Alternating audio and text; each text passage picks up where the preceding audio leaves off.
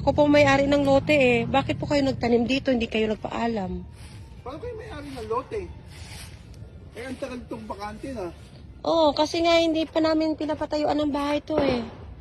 Pero kami may-ari ng lote. Eh, ilang taon ito nakabakante? Walang may-ari nito. Eh syempre, maraming taon na wala kami dito, kuya. Ngayon lang namin napagdesisyonan na papatayuan namin. Pero ang dami na palang puno ng saging.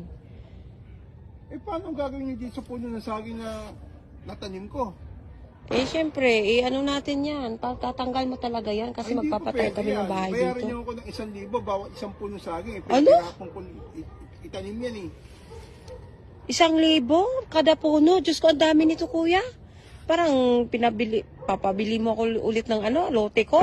Sarili kong lote. 2 taon na ako nagtatanim dito. Ngayon lang kayo sumulpot.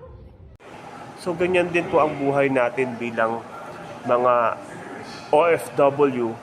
Dapat po binabakudan natin ng financial education, yung mga knowledge natin, at sa ganun yung mga investment natin. Hindi basta-basta makukuha ng iba, kagaya niyan. Bumili siya ng lupa o may lupa siya. Hindi niya binakuran.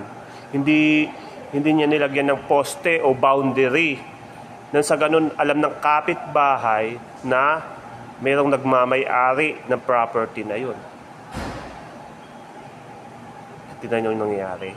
Kaya dapat nilalagyan mo ng hangganan o inaalam mo kung saan yung teritoryo ng mga investment mo.